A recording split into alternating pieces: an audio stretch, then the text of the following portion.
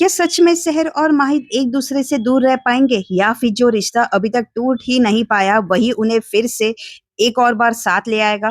Colors TV के popular serial शहर होने को है में अब कहानी एक इमोशनल टर्न लेते हुए नजर आ रही है। शहर और माहित लीगली तो मियाँ बीवी है, तलाक तक नहीं हुआ है, लेकिन प्रॉब्लम ये है कि दोनों को इस सच को एक्सेप्ट करना मुश्किल होते जा रहा है। दुनिया के सामने उन्हें एक साथ रहना पड़ रहा है और इसी वजह से दरगाह में भी उन्हें सारी रस्में एक साथ ही निभानी पड़ती है।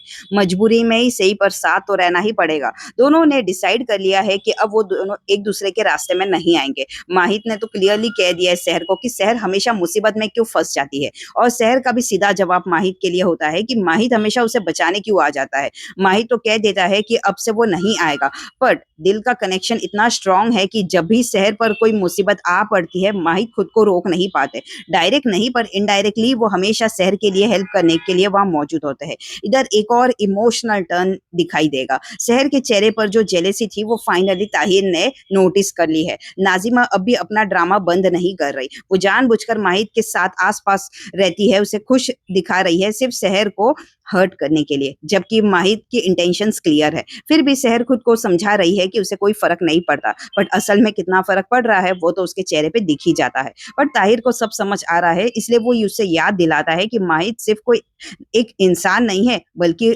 शहर के शौहर है। माहित और शहर का ये रिश्ता अजीब सा है, कभी पास आते हैं कभी खुद ही दूर चले जाते हैं, और इसी में उनकी स्टोरी एक नई इमोशनल टर्न लेती है। उनके बीच इतनी बातें हैं जो कहना चाहते हैं, पर हर लफ्ज उनके प्रिंसिपल्स के अगेंस्ट हो जाते हैं। माहित का दर्द सिर्फ उसके दिमाग तक नहीं, उसके दिल में जो शहर के लिए फीलिंग है वही उसे अंदर से तोड़ रहा है, और शायद यही दूरी रिश्ता की सबसे खूबसूरत पल है और शायद सबसे दर्दनाक भी।